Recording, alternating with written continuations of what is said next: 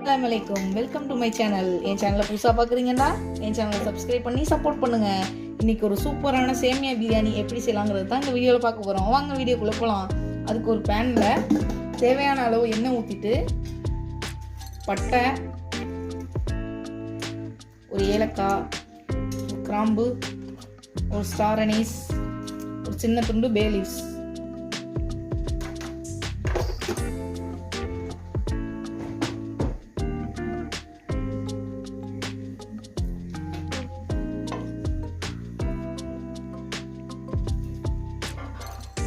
இந்த சேமியா பிரியாணி செய்ய ஒரு பெரிய சைஸ் வெங்காயம்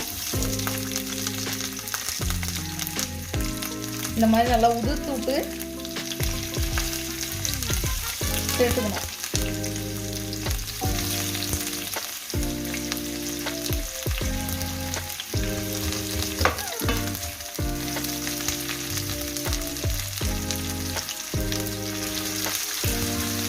இது நல்லா அழகா செமையாக வதங்குற அளவுக்கு நல்லா வதக்கிக்கணும்.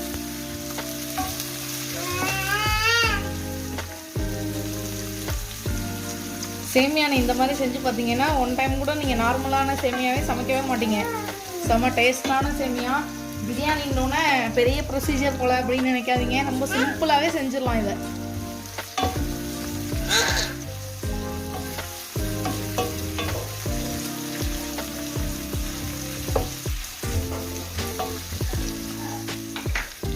நல்லா வதங்கணும்னு எனக்கு தேவையான தக்காளியை சேர்த்துக்கலாம்.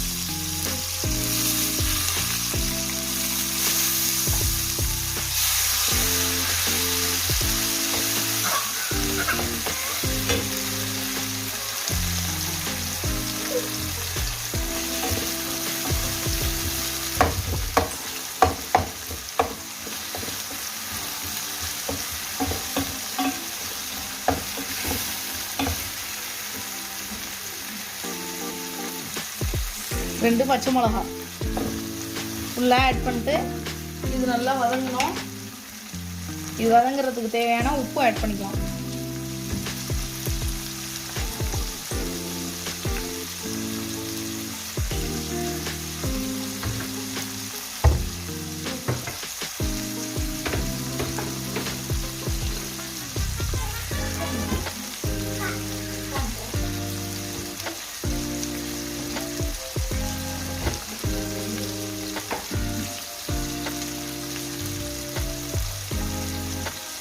ஒரு டேபிள் ஸ்பூன் இஞ்சி பூண்டு பேஸ்ட்டு. நீங்கள் சிக்கன் பீசஸ் போட்டு கூட நீங்கள் இதை செய்யலாம். அப்படி இல்லைன்னா மட்டன் பீசஸ் போட்டும் செய்யலாம். இதை தனி கறின்னு சொல்லுவாங்க. எலும்பு இல்லாமல் தனியாக இருக்கும். அந்த கறியை வந்து சின்ன சின்ன பீஸாக கட் பண்ணிவிட்டு வேக வச்சு எடுத்துக்கணும். இல்லைன்னா நீங்கள் இப்படி கிரேவி செஞ்சுட்டு கூட ஒரே தடவையாக நீங்கள் குக்கரில் வேக வைக்கலாம். நான் வந்து முன்னாடியே வேக வச்சு வச்சுருக்கேன்.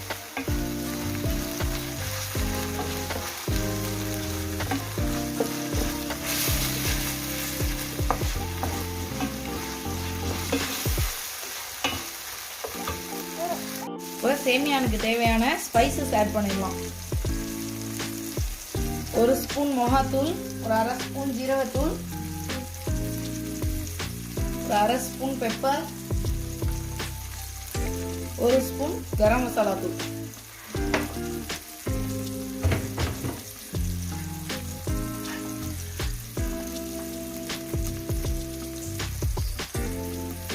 ஒரு அரை ஸ்பூன் ஒயிட் பெப்பர் ஆட் பண்ணிட்டு நல்லா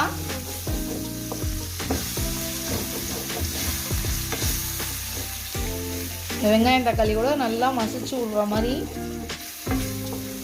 இந்த மசாலாவோட இது நல்லா பிளெண்ட் ஆகும்.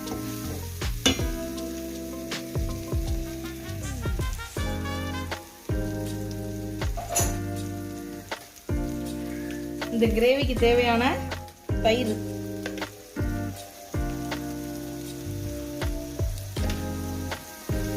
இதையும் நல்லா மிக்ஸ் பண்ணிக்கலாம்.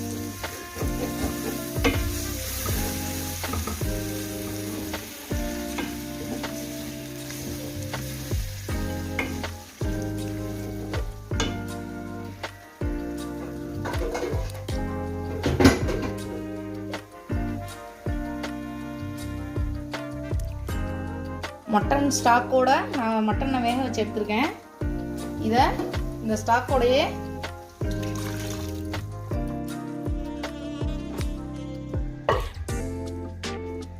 இந்த மாதிரி சின்ன சின்ன பீசஸாக கட் பண்ணி நான் வேக வச்சுருக்கேன். அதை அப்படியே நீங்கள் ஆட் பண்ணிக்கலாம்.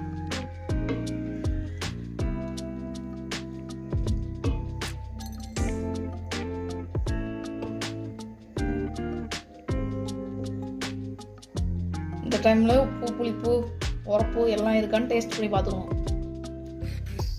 All perfect.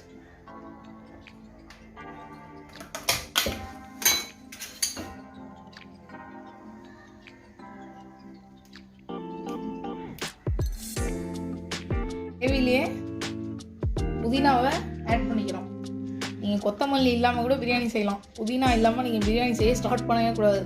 இது வந்து ஒரு நல்ல ஃப்ளேவர் கொடுக்கும் உங்களுக்கு பிரியாணிக்கு.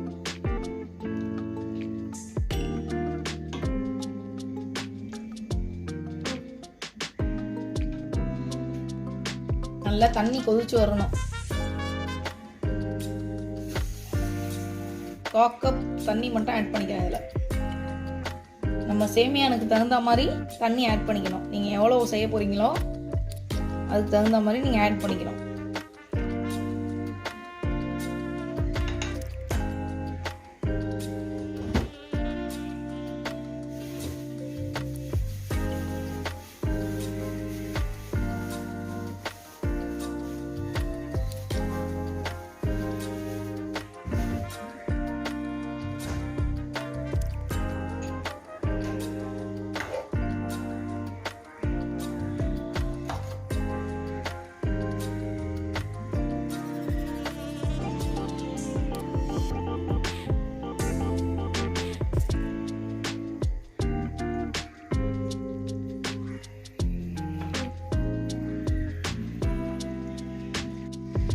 தண்ணி கொதிச்சுக்கிட்டு இருக்க டயத்துலேயே ஒரு சின்ன சைஸ் லெமனில் ஒரு 1/2 லெமன் தான் நான் வந்து சேர்த்துக்கிறேன்.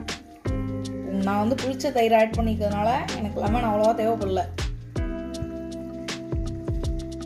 சேமியான்லாம் போட்டுட்டு கூட நான் ஒரு டைம் செக் பண்ணணும், இந்த புளிப்பு போதுமா. அப்படி இல்லைன்னா நீங்கள் இன்னொரு 1/2 கூட ஆட் பண்ணிக்கலாம்.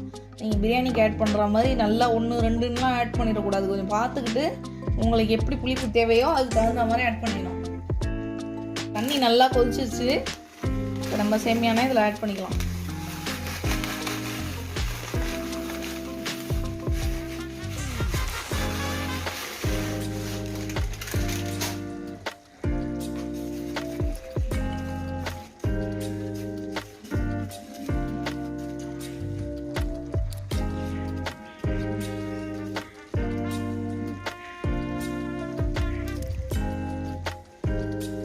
தனியாக சேமியாவை வேக வச்சு வடிச்சிட்டு கூட நீங்கள் இந்த கிரேவியில் சேர்த்துக்கலாம். அப்போ வந்து நீங்கள் கொஞ்சம் கூட தண்ணி சேர்க்கவே கூடாது இந்த கிரேவியில். ஆல்ரெடி சேமியா குக் ஆகிருக்கும், ஜஸ்ட்டு தம்மானா போதும். நீங்கள் இந்த மாதிரி செய்யும் போதும் இப்போ நீங்கள் நான் சேர்க்க மெத்தடில் செஞ்சீங்கன்னா நீங்கள் வந்து வாட்டர் ஆட் பண்ணி நல்லா தண்ணி கொதிச்சோன்னே நம்ம வச்சுருக்க சேமியானா இதோட சேர்த்துக்கணும்.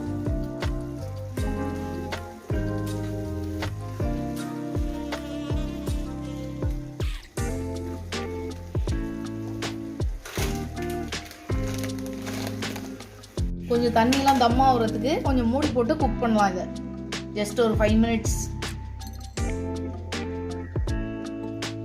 மேக்ஸிமம் 15 மினிட்ஸில் இது செஞ்சிடலாம். மட்டன் செய்கிறதுனால வேக வைக்கிறதுக்கான டைம் தான் கொஞ்சம் அதிகமாகும். நீங்கள் சிக்கனாக இருந்தால் ஜஸ்ட் 10 மினிட்ஸில் இதை செஞ்சிடலாம். ஈவினிங் கெஸ்ட்லாம் வந்தாங்கன்னா ஒரு 10 மினிட்ஸில் செய்யக்கூடிய ஒரு சூப்பரான ரெசிபி இது.